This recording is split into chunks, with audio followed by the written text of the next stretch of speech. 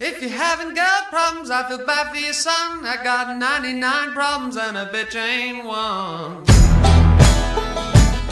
Let's do it. Ladies and gentlemen, I'd like to welcome to the show Constance Zimmer. How are you? Oh, I'm very good, thank you. How are you? I know you have to use the name for acting and what have you, but do you make people call you Constance, or can people call you Connie? No, you cannot call me Connie. No, here's the thing with the name. I was Connie when I was little. You know, when I was in grade school and high school, I did not want to be Constance at all. All I wanted was Connie. Because it's such an old-fashioned name. Yeah, and it's big. It's like it's a lot in a mouth, right? So, if I can say that on radio. But what happened was when I graduated high school and I knew I wanted to be an actress, I decided that I didn't like Connie anymore, and then it felt like such a part of my life that I wanted to separate from. So then I became Constance. Like I actually use that name. So what's great is now if anyone on the street calls me Connie, I know that I knew them from high school and lower. Because they can't call me Constance. It's like, it's very weird for them because I'm not Constance to them. But now it's like if someone calls me Connie, I get like the hairs go up on the back of my neck. Like, you don't know me like that. You don't get to call me that. No, people call me Connie, like my friends or even my husband sometimes, actually just to piss me off, to upset me. That's when they'll call me Connie. So it's required that they call you Constance out of professional courtesy. Yes, and actually Constance Zimmer. They just have to say the whole name all the time. No. It's so great that you don't have a third name in there. So it's like an official royal title. Exactly. I know. No, but Constance. And by the way, just say it like 5 times and then it just rolls off the tongue. It loses all the weirdness. Yes, and it does. Then yeah. It becomes normal. Right. It's great to meet you. I'm sure you get this a lot. I've seen you in almost everything that you've done. Wow, so that's awesome. It's awesome to sit across from you. I'm like, I've seen her in so many things. One of them being Boston Legal. Nice. I was a huge Boston Legal fan. Loved doing that show. And I don't seem to be in the demo that would like Boston Legal, but like most people my age, my parents watched it, and then I sat down and watched it a little bit, and I was like, wow, James Spader and William Shatner are really good, and then you start seeing the whole ensemble of the cast, and I got hooked on it. You know? Yeah, and what's funny is I don't think it has an age demographic. I mean, I think that's what was so great about that show. I do think that your parents loved it because of maybe what they've known of Shatner and Spader, but then they had all these other great revolving characters that brought in a younger audience. Right. So, and I thought the comedy, it was so smart, but then so dry and witty, and I thought it played to all ages, so don't put yourself down. Well, to be fair, when you see some of the promos, it comes off like an NYPD Blue, Law and Order, LA Law, going way back. It seems like one of those shows that your parents would watch. But when you actually sit down and watch it and go, wow, it was a lot funnier, a lot smarter than those old shows that they used to just crank out there. Before we get into why you're here, but I just have to say the Christmas episodes were always the best. Right. As far as everything they did. And William Shatner being on trial for doing what was considered taboo at the time in a men's washroom by tapping somebody's foot, and he was just trying to get a wide berth, but people thought he was trying to solicit gay sex. See? It was groundbreaking television. Yeah, they were ahead of the time. But you're here for Unreal, yes, which is on Lifetime, yes. And I saw the first 3 episodes, and I gotta admit, watching this, I forgot that this is a Lifetime show because it's not shot.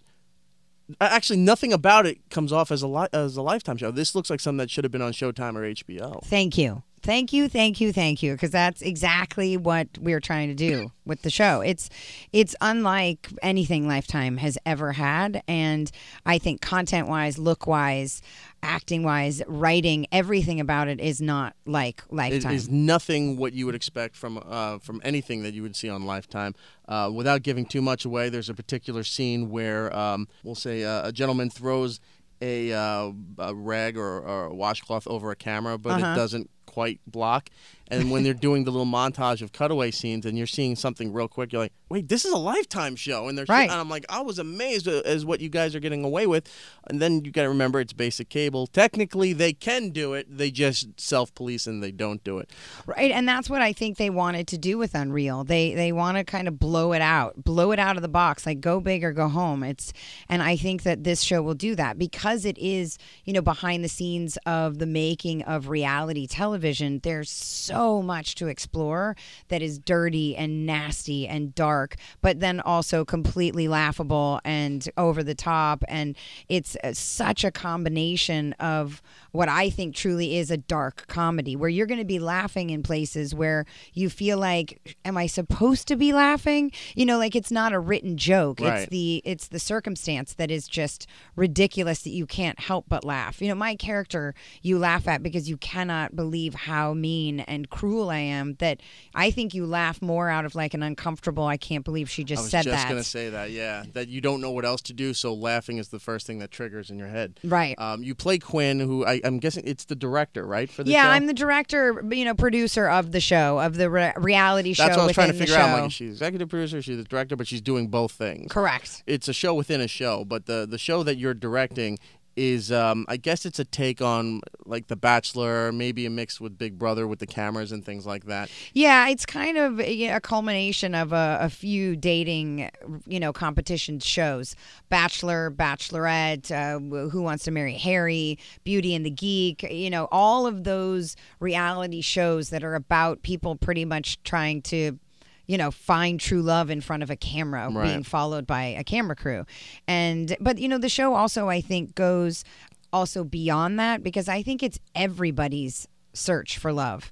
The people behind the camera are also looking for love. Right. And it's about what you will do to find true love. And some people go to much more desperate extremes than the next person. The suitor. It's funny that you brought up what was the Harry show? I remember watching Who it. Wants for a to little bit. Marry Who Wants to Marry Harry? Harry? For those who don't know, it was a fake. It was a reality show, but it was a fake Prince Harry. It was cruel. Right. It was the cruelest thing I think I have ever seen. Yeah, it was a guy who looked like Harry, like Prince Harry. They told all the girls it was Harry. And they were trying to compete, obviously, for love, for him to fall in love with one of them. And then at the end of the show, they tell them that it's not Prince Harry, and it's just this dude. I don't even know if he had any money, this guy, or if he, you know, lived in a garage in Pacoima. I have no idea. But it was cruel. It was cruel, and you guys, I'll say, paid homage to a lot of these things very well. As far as finding love, the show is what it is. I mean, everybody knows these kind of shows, but the behind-the-scenes things where you, I think to some dismay, accurately portray some of the relationships that happen when you work in this business, when you work in television like that, where you're pretty much, your family is the crew that's around you 24 hours a day, and your regular family's at home, which you barely get to see. And, you know, things happen. People get involved with each other when they're on the set. So some of the relationships that you're seeing here, I think, are a little too on the nose. Like, you're really exposing what's going on behind the scenes. My favorite part of this show so far has been seeing the producers interact with the contestants on the show. You never see any of this stuff on the finished product like that would air on Bachelor or something like that. But when they're pulling the girls aside and say, "Hey, look, this girl's talking about you." Yeah, I mean, they're all shit stirring. Yeah. And then they're feeding some drinks, and they're saying, "How many black girls actually make it to the final 3?" And they said one, it happened once, but she was loud and over the top and whatever. And they're trying to tell the 2 black girls on the show, you got to amp it up a little. You can't be yourself. One wouldn't do it. One did do it. There's just so many layers that you're watching all this stuff, and it's almost like Game of Thrones. Like, I can't remember every storyline that's going on here. Right. But you're fascinated and you're drawn into it. And by the time I hit the 3rd episode and I was done, I was a little mad because I was like, God damn, now I got to wait 4 weeks That's until right. I can see the next one there. I know, but you know, listen, all of that is such a huge compliment, because you have captured the truth of the show, which is there is so much. It's not just one storyline, and that's why it's the more people that get taken away, because obviously it's this competition series. So every week people get voted off. You know, the cast gets smaller and smaller. The intensity gets richer and richer, and it starts blossoming out to everybody, like the effects that it's having on everyone, the manipulation, the calculated ways of how they're getting people, who's going to win. You know, Right. I'm hoping that people will start having viewing parties and start like actually picking their picks on the reality show, right? Because I think that having the 2-in-1 shows is kind of amazing that you get to see what then is put on television from what it was when they shot it. Right. And how it is all about the editor's game and how we ultimately get to say what we want to show. Not necessarily the editor's game, because one of the fun things that your character does is you put out little bounties to the other producers. And I don't want to give away what... Well, it's not really spoiling anything, but you said, I'm looking for the following things this season. Here it is, and you rattle off a list, and there's a price value to those things. Now, that's not technically what they're supposed to be doing. It's just something that in-house you guys are doing in order to make better television. Yeah, cash bonuses. Right. I mean, it's amazing. And that's and we can say it because I think it's in all the trailers. But yeah, I say cash bonuses for nudity and 911 calls.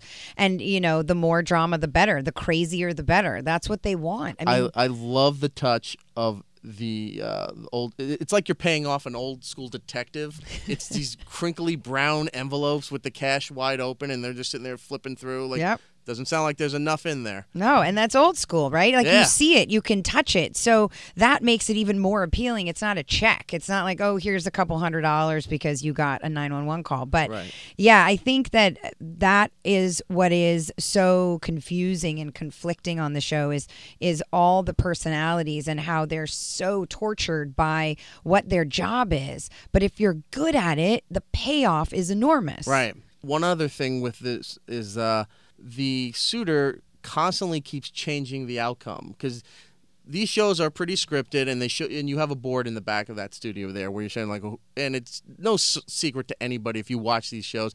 There's one who's the good girl, and then there's the other one who's the villain, and all that stuff. Right. Everyone has a character that they develop. Right. And you have the board out of who's going to be who, and we're going to build the season around this person. And then stuff happens, and the suitor keeps throwing wrenches into everything that you're taping. And screws up your whole projection. So you're constantly changing based on this guy not playing along with what he's supposed to be. Well, and that, you know, I have no idea, honestly, if you could get away with that on a real reality show, because I'm curious how much of it has to be controlled. You know, there is a big thing that happens in that first episode where Sherry Appleby, who plays Rachel, who is the on-field producer, like, so the field producers are the ones who get, like, 2 or 3 girls that are their people that they have to kind of, you know, put over the course of the show, right? So, and that I won't give away, but that twist is definitely a twist that then kind of creates everything to shift. I don't know if they could actually do that on a real reality show. I have no idea. And they wouldn't tell you if that happened either. No. They would just play it off like this was happened. Right. Rachel's meltdown, they say, was the big finale of the previous season for this show that you work on. Right. And they edited everything together, like the contestants blew up, cut her out of it, like this was all scripted and this is all how we wanted it to go. Right. Those kind of things. You never would see it, even if it did happen on The Bachelor or Finding whatever. Who Wants to Marry Harry? Yeah, any of those. Throw out any weird title and it's a reality show. Right. I mean, it's like Naked and Afraid, like, you know, Dropped and Alone. I mean, I don't understand. But yeah, you know, I'm fascinated by it because people are obviously questioning, you know, do any of us know what is real and what is not real? And I always say no, and I don't want to know because I'm treating it as all real because that's my character and that's our show. And what's been really, really amazing to me are people who do work in reality television, whether they're producers behind the scenes, whether they've been on shows as contestants. They've been approaching us and telling us it's kind of terrifying how close you guys have come to showing that world. Like it gave me goosebumps. And that's exciting for me and completely terrifying because I've been believing like, oh, there's no way they do this. There's no way they could do this. How could they ever do this? And so, but look, I just, more than anything, we also just want it to be a show that people just dive into. And it sounds like, I mean, you did it. You did it. That's why I said thank you, because for the first 3 episodes, it gives you so much that you're like, oh no, now what? Like, now where are we going?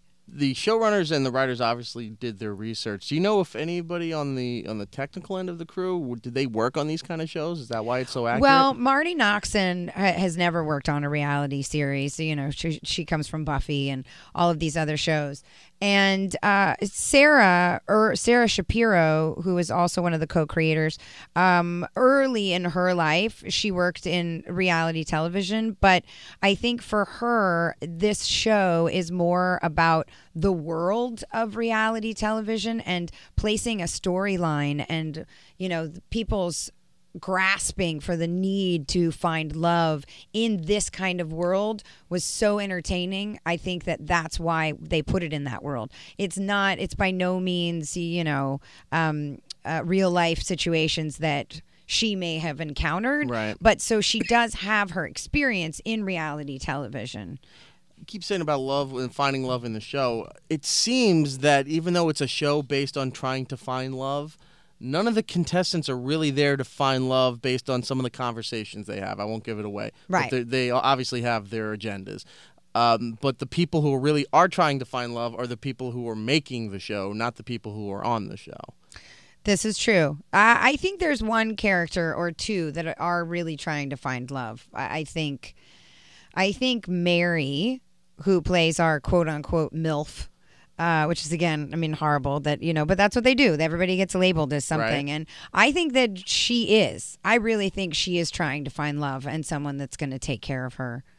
It's sad that people think that you're going to find it in 6 weeks being followed around by a camera crew. But, look, stranger things have happened. People have met on, Match.com or Craigslist, and they meet once and they're together forever. So Right. I think anything's possible, but we are more than anything, I think, just trying to show really what's the reality world about. Like the people in front of the camera, the people behind the camera.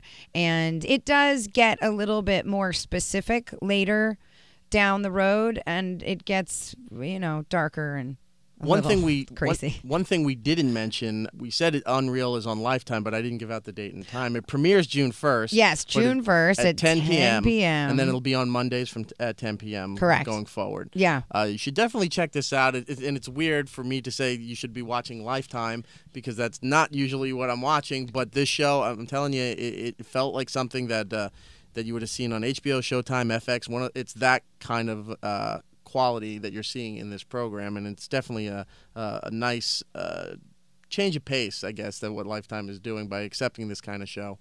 Well, Forbes, I have to say, just put out a review yesterday that said this was the show that Lifetime was made to make. Right. It was the most incredible review just about how everything you're saying, and that it is unlike, again, I just keep saying we got to get to a place where we were with AMC. Nobody was watching AMC, and then Mad Men came on. And everyone forgets AMC is American Movie Classics. I know. It was old black and white movies like the Turner Movie Channel. Right, exactly. And then it started taking a risk and developing actual television shows. Yeah, and I think also we're living in a time where a lot of people actually don't know what is on what channel. They just know record it, watch it when you want to, stream it, watch it on your computer, whatever. You can do it whenever you want. And so, but I think we want people to be excited to say it's on Lifetime and this show is amazing, and we're going to try and take the kibosh off that. I don't know if other cities have it, but at least in New York they do. Down in the subways and on some of the bus stop areas, the posters for this show. Yes, it's Rachel and I'm forgetting her ex-boyfriend's name. Josh Kelly. That's the actor Josh Kelly, but his name is Jeremy on the show. They're naked on the poster with the words strategically placed and then a television right in front of the other places there. Have you not seen my naked one? I've not. I've only seen those two. I haven't seen yours. Yeah, now I'm going to have naked to go too. look for it. You're going to have to search for it in New York. They're up in L.A. too. They're all over in L.A. on the billboards and yeah. Go online. I'm sure somebody Instagrammed it or something like. Oh, look how Constance I've Zimmer actually is. Instagrammed it a couple of times. I'm not going to lie. Oh, there you go. What's your Instagram? My Instagram is. It's not your full name though. No, it's not my full name. It's just CZIMS. So it's C Zims, but with one M. Did somebody have your actual name for Instagram, or you just went with that? Yeah, it was in the beginning. I didn't know what I was doing, and I just tried to do something that was short and easy. On Twitter, I'm my full name, which just feels like it takes up so much space. You have so few letters to use. But being a celebrity, you have to, because it proves that you are who you are, and then you get verified. Right, exactly. Yeah. But yeah, on Instagram, it's just C Zims, because I originally wasn't public, and I was just posting photography because that's what I love to do on my off time. And then when it made it public, I haven't changed it. How did this show come about? Did you see the script? Was it It presented was to you? Did a you short audition? film. There was a short film that Sarah Gertrude Shapiro wrote and directed called Sequin Raised, which anybody can watch at this point. And Lifetime bought it based on that short alone and said, we want to make this into a TV series. And I saw that, and I said, if they're going to put this on television, I want to be a part of it. So they had So you called sought me it in. out. Well, they called me in and pitched it to me, and that was how I saw the short. And because I did the same thing that everybody did, I said, Lifetime, what I want it to be edgy. How's it going to be edgy? What are you going to do? And they said, we're going to do everything, and we're going to let them do everything. The way this show is going to work is if we have, we broaden our boundaries pretty much, and we allow this to be the show it needs to be. And I think they did an incredible job of being so supportive of letting us do things that I didn't even think we were going to let. I mean, I'd read scripts and I'd say, they're never going to let us. We are never going to get to shoot this. And we did. Right. When you got this role here, I didn't think that they were going to let your character be, or at least show any kind of vulnerability. When you first meet your character and throughout the first episode, you're very hard-nosed, you're very bitchy, but you're very right to the point, knows what she wants. What would happen in this industry is there's no friends. You've got to just do the job that you're there to do. But then they start breaking down the wall a little bit and showing you more vulnerable, especially with, I don't want to give this part away, but interaction with, I would say, your boss. Right, with Craig Bierko. Yeah. And that was very important to me, actually, that we got to see her vulnerable side, because so often these characters are not given that. You get to just see them at work and at their powerful position. And I, in the meeting with Marty and Sarah, did say it's very, very important that we get to see her struggle, because she has a huge struggle and a huge insecurity. And I think it's important to see a woman who is so powerful in her job realizing we're all humans. We just deal with our power plays at work differently than how we deal with it at home. And that was important to me. So you get to see a lot more of that down the line too. I'm running out of time with you. The show is Unreal on Lifetime. Premieres June 1st. It will be Mondays at 10 p.m. Going forward for that. Before you go, you've done a lot of major projects as far as television and movies go, but I'll just say go with the television project. You did House of Cards. Mm-hmm. I'm loving you on Marin, by the way. As his girlfriend. You play off him really well. You did Newsroom. Entourage, of course. I know, Entourage movie, and that comes out Are you June in Entourage 3rd. movie? Yes, I am. Okay, well, that eliminates one question I had for you. Boston Legal, like I said before, in Grey's Anatomy. What role do you think you're recognized for the most? Always Dana Gordon from Really? Entourage, 100%.